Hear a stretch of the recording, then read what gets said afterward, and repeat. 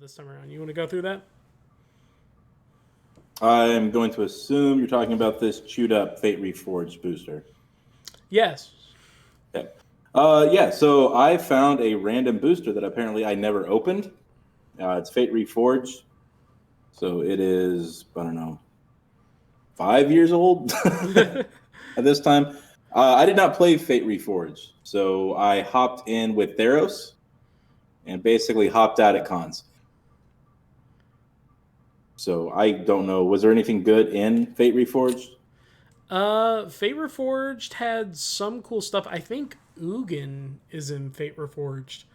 So Well, let's see if I pull an Ugin. if you get an Ugin, that's worth some money. That's worth a couple bucks. On this side, I will probably keep my mic muted for a little bit while I type out and put the cards up on screen so that people can see what you pulled. Okay. Okay. All right. So it's all sealed and everything. You guys will probably be able to tell once I open this, and there's 73 cents worth of cards. All right. So first, the most important card, Spirit Token. So that's good. Spirit Token. Yeah. I cannot look that up. Yeah, you can. Why can't? It's 2 of 4, if that helps. Art by Aaron Miller. But it's just a Spirit Token. All right. And a Tranquil Cove. There we go. That's a card I can look up. That guy looks familiar. So, blue or white, enters tap, gain a life. Pretty basic. Also be pretty happy to draft that. If blue and white were any good in Fate Reforged. I don't know if they were. From what I remember, they were okay. All right. Okay. So, do you want to go through all of this? Commons and everything? Yeah, might as well, right? All right. We've got a Gurmag Angler. It's a zombie fish, a 5/5 for 7. That's 6 and a black with a delve. Oh. So I'm not super familiar with delve. If I'm reading this right, Dish, correct me if I'm wrong. Yeah. If I had 6 cards in my graveyard, I could exile them all and just pay a black for this guy. That is correct. This card, it was really, really good in limited format during this time period. I'd say so. A 5/5 for 1. Right. All cards with Delve were really good, but Gurmag Angler was like just a bomb that you'd pick up as much as you could because it's just like common 5/5 usually costs at most like 2 and a black, 3 and a black, which is still above curve. Oh, yeah. Well worth. Next, keeping it black, we've got Sultai Runemark. So Sultai Runemark, it is 2 and a black enchant creature. It's an aura, +2/+2, and has death touch if you control a green or blue permanent. I mean, that's not terrible. At minimum, it's +2/+2 for 3. If you're running a blue-black deck, then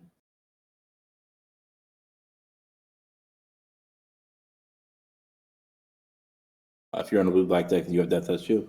Yeah, that's the biggest I can make it. Yeah, Sultai Runemark. I mean, it's legit. In limited, you're probably not gonna play it because you need more creature focus. But I mean, if you can get it onto something that has some body to it already, and you only have to control a green or a blue permanent, it doesn't have to be what it's attached to. So that's cool. Yeah, that helps a lot. We've got an Abzan Runemark, so another Runemark. This one's 2 and a white for +2/+2. And black or green, you get Vigilance if you control a black or a green permanent. So that's that guy right there. Probably not going to be playing that one myself. It's not bad. Getting Vigilance is nice on a creature, but you'll probably want to fill this with something better in your slot. Okay, we've got an Aven Surveyor. So at first glance, this looks like a terrible card that I would put in one of my decks. So it's a 2/2 for 5, 3 and 2 blue, flying. The ETB, put a 1/1 counter on it, or return target creature to its owner's hand. Yep. So flying a 5/5/2/2, you can either make it a 3/3 or bounce something.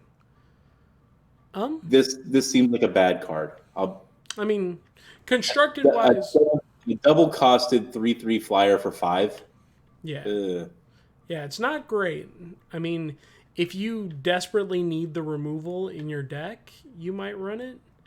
It doesn't seem like something huge for even for limited. Like, No. I guess if it removes your opponent's only flyer that's in your way, so that you can swing in with the rest of the Jim Jims that you've been drafting in blue-white. Yeah, but it's just it bounces. It doesn't destroy or exile or anything. Yeah.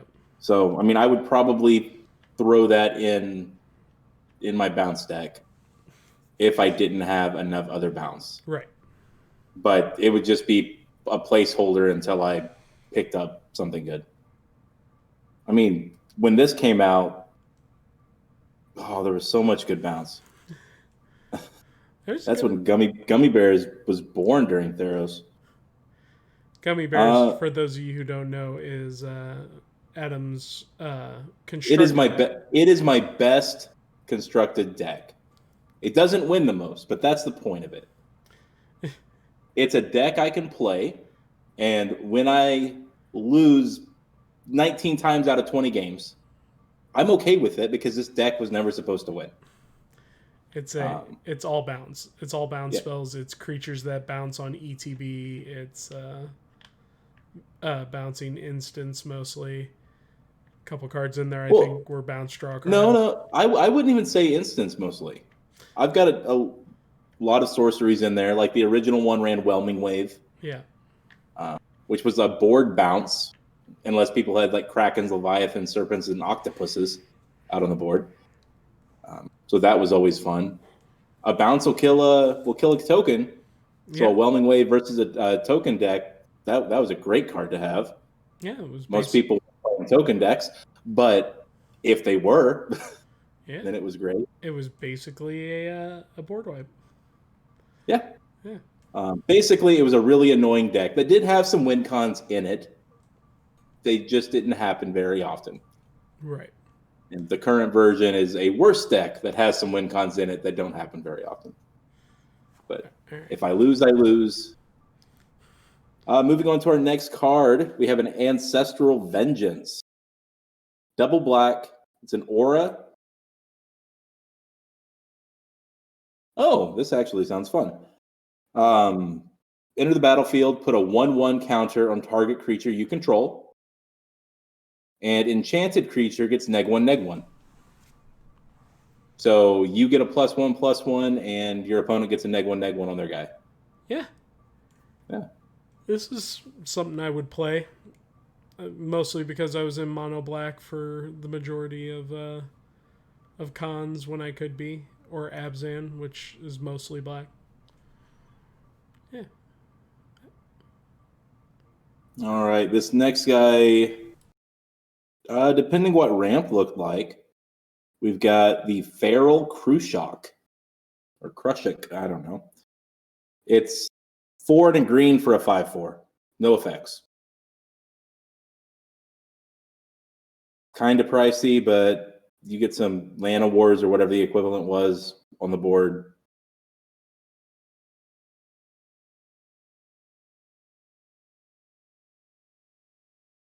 Is this guy? Image not found. Image not found. Nope. Here, real quick, throw it up toward the camera. Here. Hold on.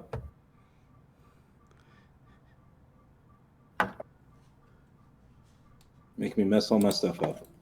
Don't do it. It's not worth it. Ah, Look at that rhino. there we go. Yeah, beast. Farrel Krushak. Asove, my favorite legendary creature. This is also very hard because I'm looking at myself in 4 different cameras, all slightly delayed. Yeah, yeah, but Right. that's a good one. That's it. Yeah, it's a I creature. think it's backwards. Oh, it totally It is. is. It is backwards. No, it's in Russian. Don't worry about Oh yeah, get the rare Russian deck. But yeah, it's a 5/4 for 5. Next, keeping it in the commons, we finally get a red card, and I'm gonna go back to try and focus on me. The autofocus doesn't do anything. it. Focus on Adam. Pay no attention to the Seems typing focused. mat. All right, we've got a Lightning Shrieker. Lightning Shrieker. It's a 5/5 for 5, 4 and a red. This card looks. Oh, this card still looks great. Flying, trample, haste. Beginning of instep, shuffle it back into your library. I'd take this. A this 5/5 for card- 5, flying with haste and trample that just shuffles back. This card was super dope. So it's basically a repeatable lava axe, right? Because assuming your opponent has no flyers on the board when you play it, you just slam it, jam it in for 5, and then shuffle it back into your library. So five damage to target player, shuffle back into your library. Repeatable lava axe, great.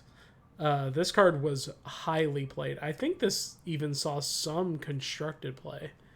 Can't remember. It also showed up, I believe it's in Jumpstart. So we have it on Arena. Well, what about Archers of Karsi? I don't QARSI. I don't think so. Why? Let's It's a 5/2 for 4, 3 and a green, with Defender and Reach.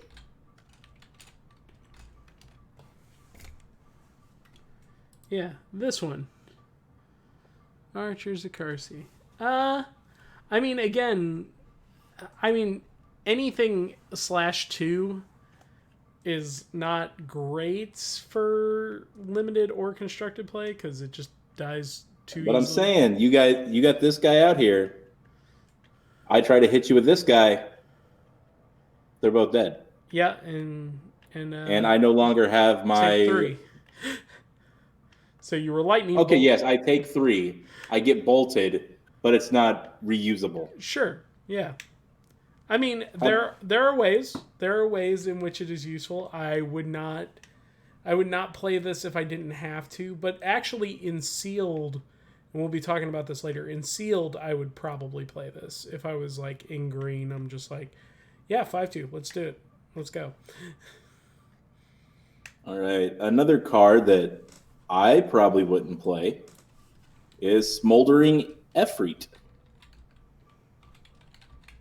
Smoldering Efreet is a 2/2 for 2. That's 1 and a red.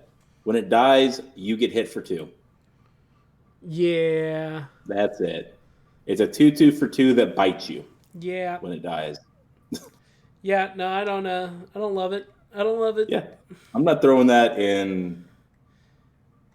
I don't remember. I am sure there's a deck where that would be great, and you want that to happen to you. I don't. It is not a deck I would ever build or play. I gotta be honest. I don't remember red in Khan's block very well because I didn't really play it. You played against it. Jeskai, yeah. Let's see. Jeskai was about sorceries and instants, so there's no reason you'd want this on your side.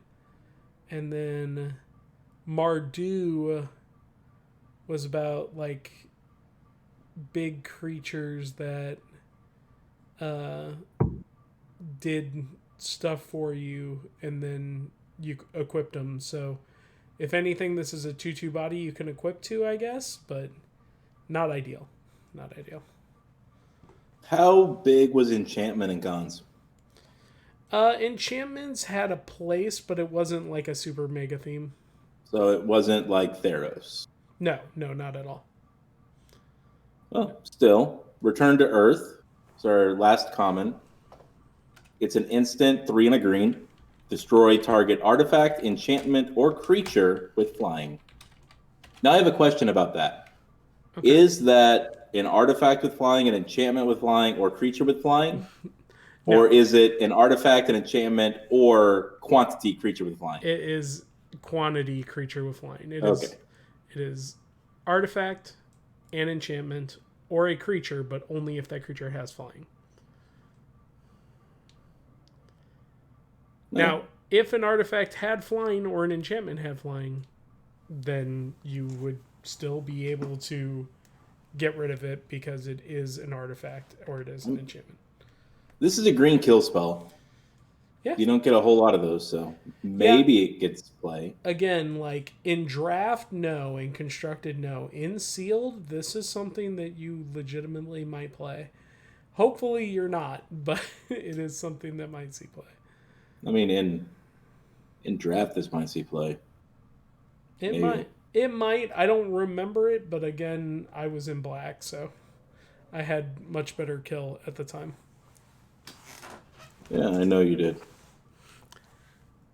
You're in mono black and all the time. Our first uncommon, a Merciless Executioner. Ooh, I remember the name of this one at least.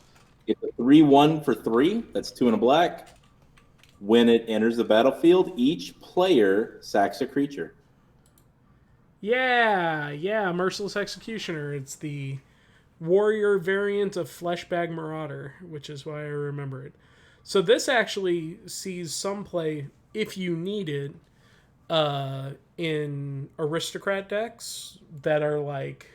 And real quick, for those of us who don't know aristocrat. Yeah, I'll get to it. So aristocrats are... It was a deck that started in Innistrad, and the idea of it is that you sacrifice creatures to get abilities off. So you have a bunch of creatures out that are like, when something dies or if you sack something, blah, blah, blah happens. And then you play a bunch of cards like this that make you and your opponent sack things so that more sacrifice triggers and more die triggers happen, and you just get value out of all these creatures leaving the battlefield.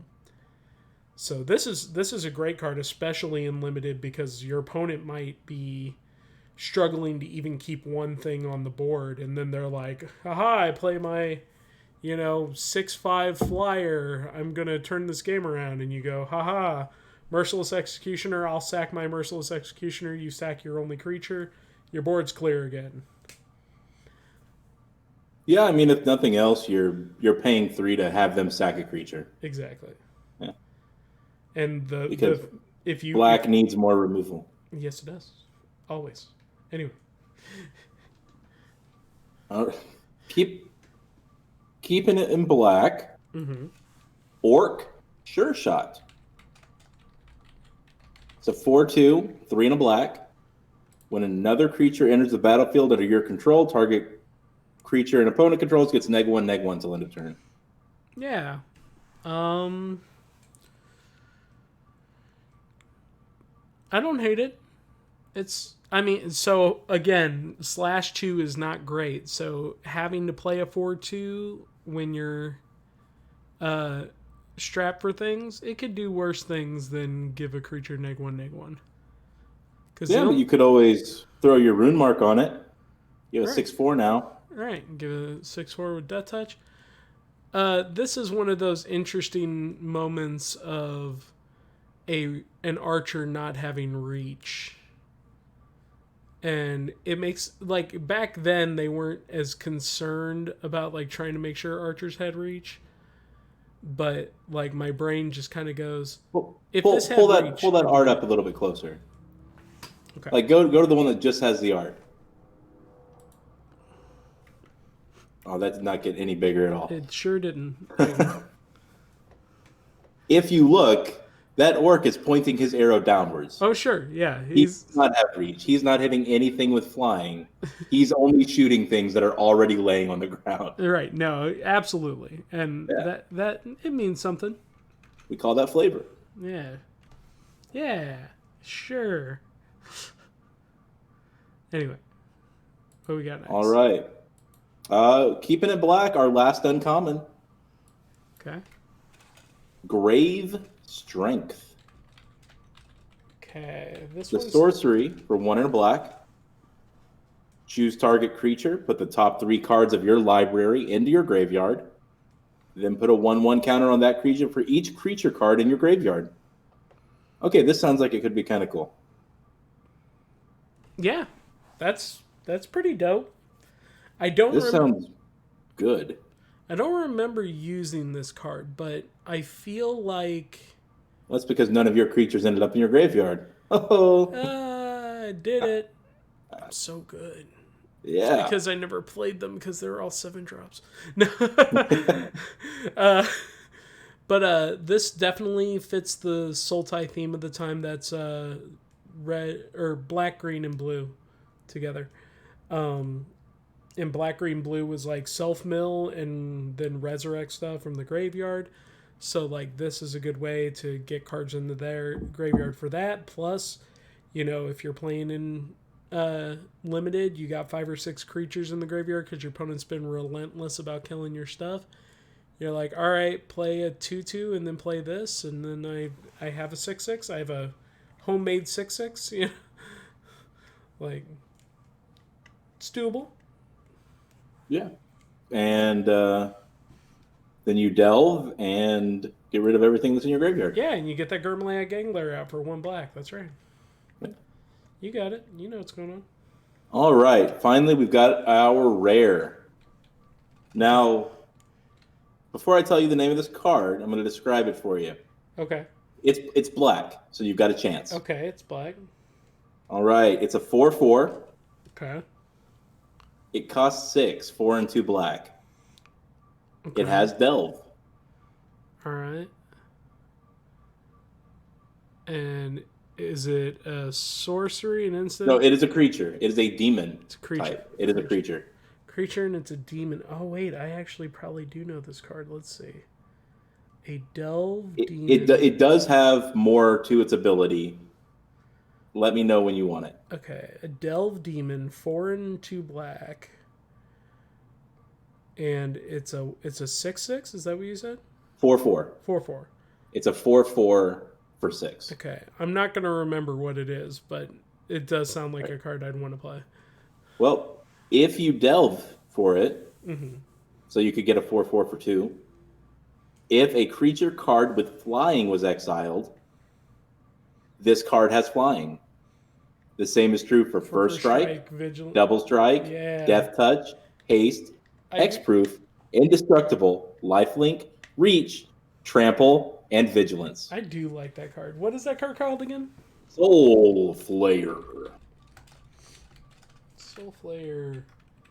Google actually knew what I wanted to type, which means this card at least sees moderate play. Yeah, Soul Are you saying Flayer. that my big ugly rhino didn't see any play? Yeah, that's exactly what I'm saying. So, Soul Flayer. Soul Flayer is an interesting card because in Commander, this is a card that goes really well into pretty much any deck you're playing that involves like self-mill situations. They make better versions of this stuff now. Like there's a red-black Commander, I think, that lets you exile cards when it comes out and does the same thing. It's like every card, except it says every card in exile that has whatever keyword, this has that keyword now, basically. And it works with the same ones. I have a question real quick related to that. Yeah. Are all exiles the same exile? No. So, if somebody exiled one of your creatures, Okay. would it count towards that card you're talking about? It would, that card, because that card just says exiled cards, so it's a lump. Okay. So it's not that all exiles aren't the same. They are in. They're all in the same zone. However, most cards that use exile as a thing tend to say exiled with blank or whatever. So, like, Karn, Liberated, has abilities where you exile cards, and then his ultimate effect is restart the game with all of the cards that you exiled with Karn Liberated on the field. And so you have to keep track of which ones were exiled by him, even though technically they are all still just in exile. And if Karn dies at any point, then all those cards just go to being part of that lump exile. If you play a new Karn, it doesn't count towards it. So Okay. Recently, that's been a very weird thing with the adventure cards. Because the adventures, when you play them as adventures, they are exiled. But they are exiled on the idea that they are still playable from the exile zone. Because they're on the adventure. They're in the adventure zone. Yes. We should make a podcast called The Adventure Zone. You can't do it. All right, guys. Thanks for tuning in tonight. Just as a real quick reminder, we have a Ko-fi. Go check out the Ko-fi. Donate to the channel if you want us to do more stuff that requires money to do it. Your help will make the channel grow. Like, subscribe. If you are not following this channel on Twitch right now, hit the follow button. It will really help me out. If I get up to a certain number of followers, I can actually, get ads put on before things so that maybe we can get in a little money that way. Visit the YouTube channel, subscribe, check out our stuff, and I think that's it. Do good things.